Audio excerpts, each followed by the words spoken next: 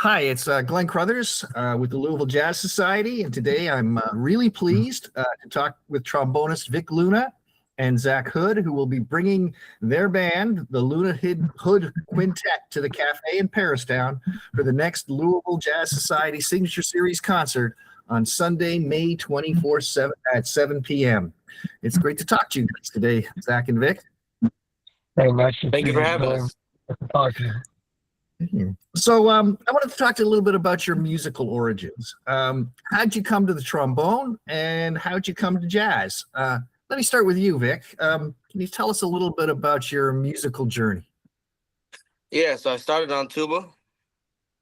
Realized I didn't want to play tuba because I wanted to blow. I wanted to play. And but my band director didn't let me switch really till I was out of high school. So I got to college and I auditioned on trombone and I got into Ball State. And, you know, the rest is history. Now I'm a trombonist. And then, yeah, that's pretty. What was the question again? Trombone. It's how'd you come to jazz? Okay, so in middle school, I think this is a fairly common occurrence, but they put me onto Art Blakey and the Jazz Messengers, Moanin', and I heard that Lee Morgan solo, and it was over. That's what I wanted to do, and I didn't know that yet. I was still a tuba player, so I still was listening to other music. But then I heard Roy Hargrove, right, and that was it. That was because there was kind of a disconnection to the hard bop sound, but I still was in all of it. And then I heard Roy's RH Factor, and I was like, this is the shit. This is the stuff I want. This is what I want to be playing. This is the music I want to do. And then from there, I retraced the lineage over the next couple of years. And I was like, oh, okay, Miles Davis, Jazz Crusaders, hard bop. Then eventually, yeah. So. But it seems like Roy Hargrove really is a touchstone for many players your generation. Oh, yeah. Yeah. I think he's an innovator in terms of bringing jazz music into, this generation, into the 2000s. I feel like a lot of people don't give him enough credit. Well, they do, but there are some institutions that don't. Right. I'll say. Right. Well, Zach, let me ask a little bit about your sort of musical trajectory. First the trombone, and then the jazz. Yeah. So my dad is a pianist. So when I was in elementary school, I started taking piano lessons, but I just never I always loved and appreciated the instrument. I mean, it is literally like blank canvas. All the notes are in front of you. You just have to play them. But I just can't I'm not coordinated enough for that. So I was I didn't really jive with the piano that much. But in middle school, I went to no middle school, and you had to pick up related arts. So I picked band. And as far as instruments go, I was stuck between trombone and percussion. And my mom and also my band director, Beth Lyles, the GOAT, amazing band director. What a fantastic first influence. She and my mom kind of were like, hey, the trombone is not that common. Everybody wants to hit shit in middle school, but the trombone is different. It's that's different. If you really love it, if you find out that you love it, you can take that places. And I was like, that makes a lot of sense. All right, I'll play trombone. And last I started playing it, something about it, it just felt more natural to me than trying to play the piano. Trying to play the piano felt like trying to solve a puzzle for everything. And playing the trombone felt what ultimately I would find out felt a lot like singing. And so it's just the more and more that I developed with it over the years, the more I found. And then the next year in 7th grade, I wanted to join the jazz band because my good friend Colin Crothers, who you might or might not know, he was playing. Familiarity. Yeah, sorry. He was playing in the jazz band in 6th grade, but he had more experience with the piano than me. I had just picked up trombone, so I waited till 7th grade. But when I got in there and we sat down in the first rehearsal and we Beth Lyles put this big old packet of music in front of us and she said, let's play It Don't Mean a Thing If It Ain't Got That Swing. And I was like, okay, and we played it, and I was like, this is so much different than any other music I've ever like been connected to. And then to exactly what Vic said, like getting into moaning, hearing that Lee Morgan solo, then getting into like yeah, and then getting into high school, getting into Roy, like I'm pretty sure Colin was also the first person to introduce me to Roy. And I like, yeah, it was a done deal. I was like, this is what this can be. This is peak. Like it just this is truly like a beautiful thing. And it's so much like soul and joy and beautiful playing in all of the regards in the tradition and in the current time, the energy of it. It's like taking the tradition and the building blocks and bringing it to another like lifetime, another experience, another world, literally another world.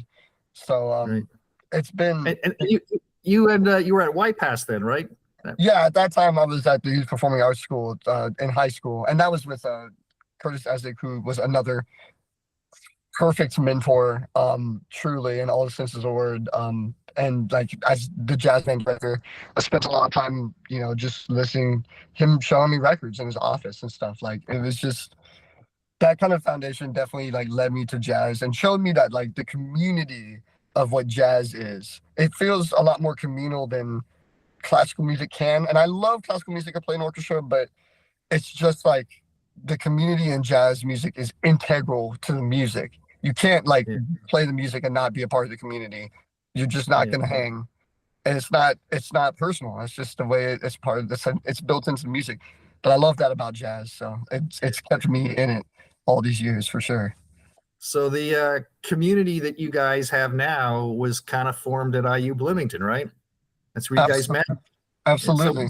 So what kind of influence did your time at IU Bloomington have on your playing and your direction of your careers?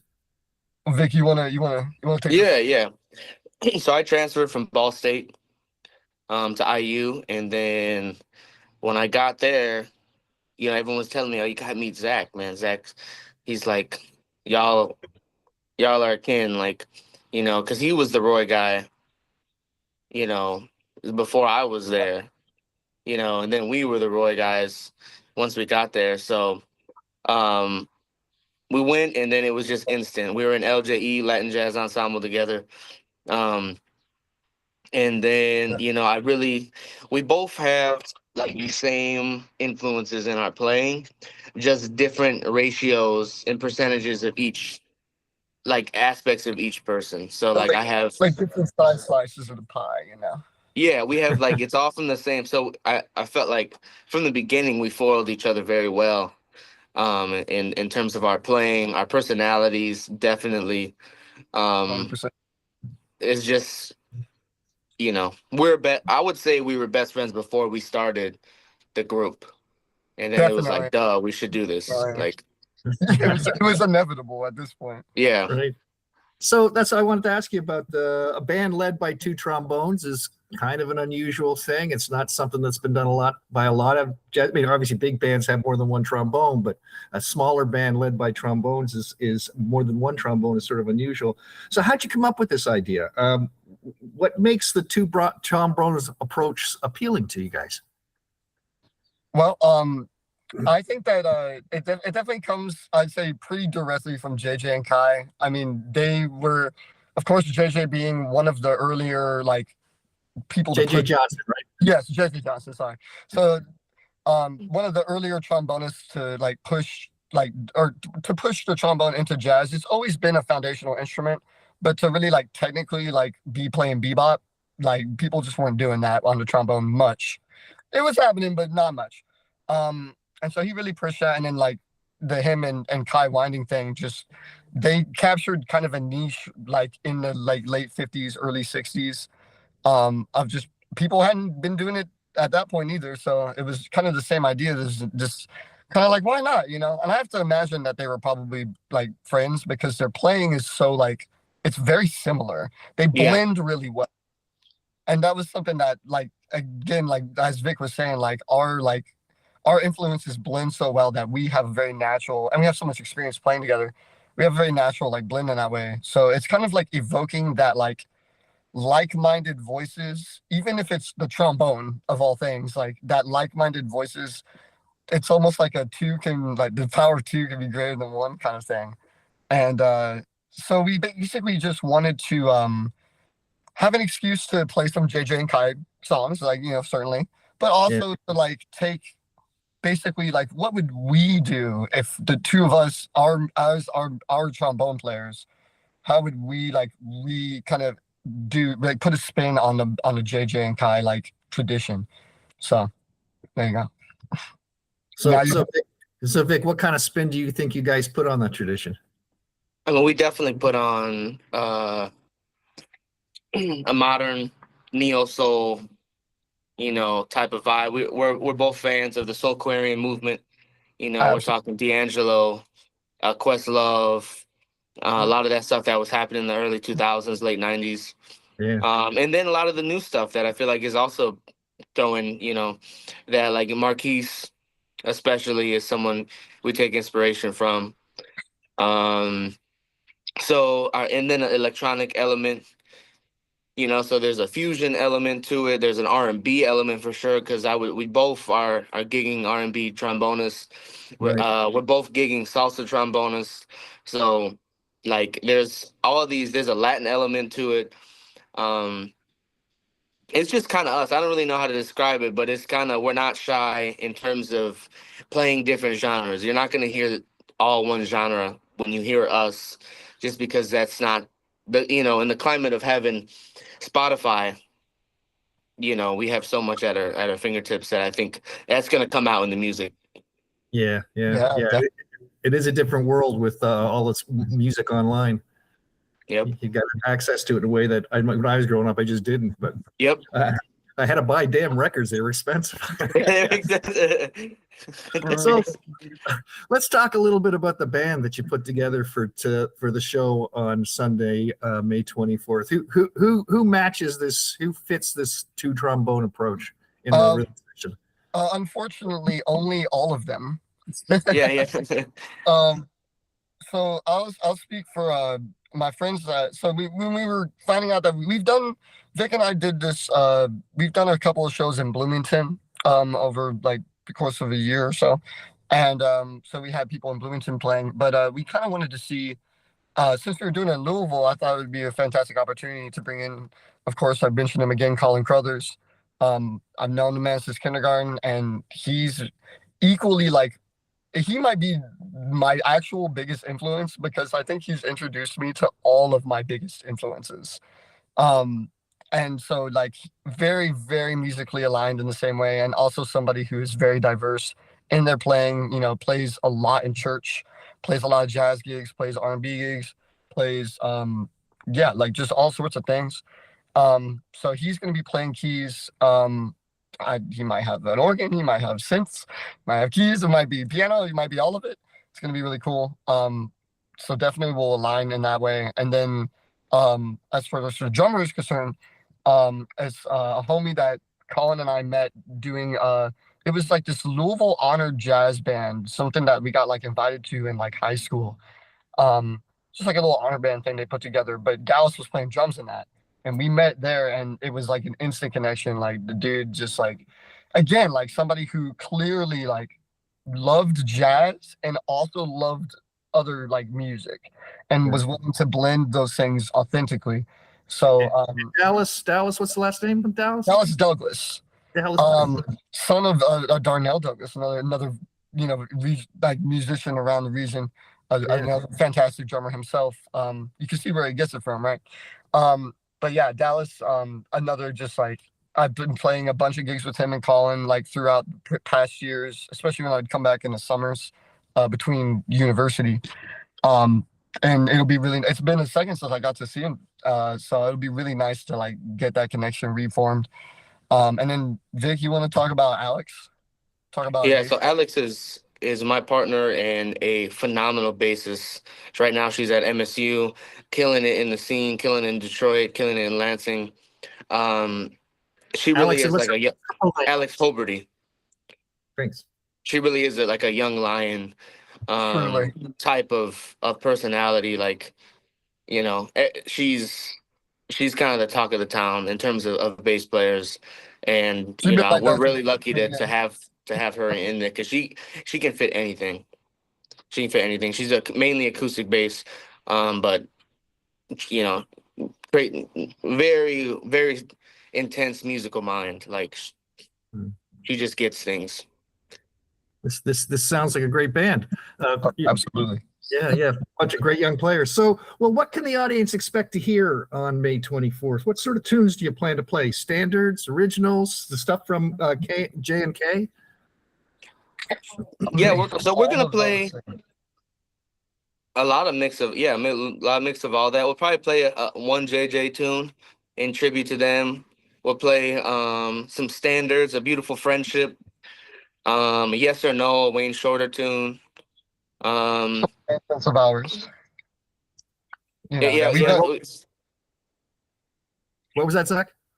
No. I was just saying, just piggybacking off of what you're saying. Like, yeah, we're just doing like all of these songs are going to be arranged, have been or are being arranged by us. Um, and so there's a mix of standards in there, a mix of JJ, except for JJ arrangement. That you can't change that arrangement. But and then some originals as well as some like covers of like more modern stuff as well. Cool. Sounds One like a of great mix. the big aspects of JJ and Kai is one of the things that really made them pop is they were prolific arrangers.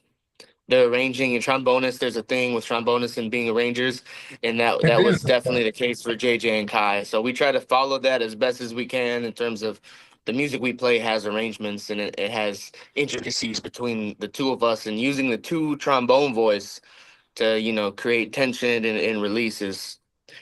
It can be difficult, but it's really dope. It's really dope.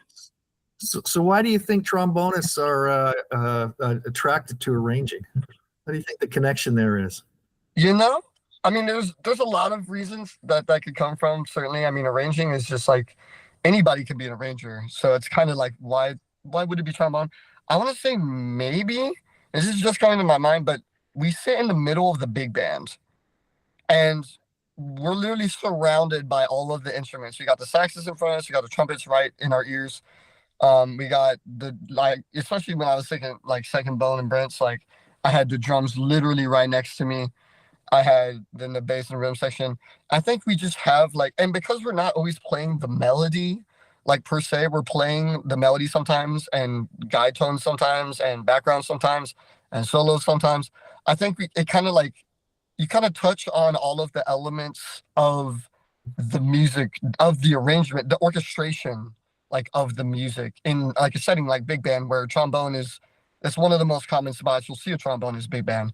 So I think like maybe just literally being immersed in the music, not just what you're playing, but like literally the ideas you're playing, roles you're playing. I think the trombone almost kind of like crosses that. And then it's such a versatile instrument in the fact of its genres that you can kind of like bring in a lot of elements of different genres into the arranging to make it more like interesting, just in general. Right. I Well, this would say real quick that I think trombone is niche. I think trombone isn't as used as much as a solo instrument. So when you're playing backgrounds all day and all night, it's like, oh, I could probably make these backgrounds better since I'm the one Yeah, playing them. And then, I think it adds kind of another character point to us. At least back in the day, I could see, Juan Tizal being like, wanting a little bit of like a little bit of control instead of just being like like a right, side piece, a pawn. You know what I mean? right. So this being arrangers, you can put yourself in the foreground sometimes. Yeah, but exactly. it's nice every once in a while. I mean, just Yeah. a little. And that's what this is about, man. Like, there's too much saxophone, there's too much trumpet. Like, let's do, and it's mainly because we're low key people. Trombone people are low key people, but Yeah. I think that's one thing we're trying to change. Like, we're Right. trying. Trombone is not low key. Trombone is dope. Trombone can lead. It's led in different cultures. It's led in, the Caribbean. It's led in, Nigeria and different music over there. So, you know, It, Yes. it I love the I love the idea that you give the trombone a chance to be highlighted this way, and it sounds like an exciting mix of old and new, and well-known and less-known choices in the musical stuff, and with some of the best young musicians, young players in the region. So I think it's Thank a you. great opportunity for everybody to come and visit this. Again, the Luna Hood Quintet will be at the Café on Sunday, May 24th at 7 p.m. as part of the Louisville Jazz Society Signature Series concerts. This is a great opportunity here. Some of the best young players in the area, musicians, frankly, who are helping to shape the next generation of jazz. So this is, you guys come to this show and you can say, when these guys are famous, I saw them when they just were starting. Anyways, thanks for both of you for taking the time today to talk to me, Zach and Vic. Of Thank course, you so much it's a for taking the pleasure. time to interview us. Appreciate it. It's been a real pleasure. So let's look forward to hearing you on Sunday.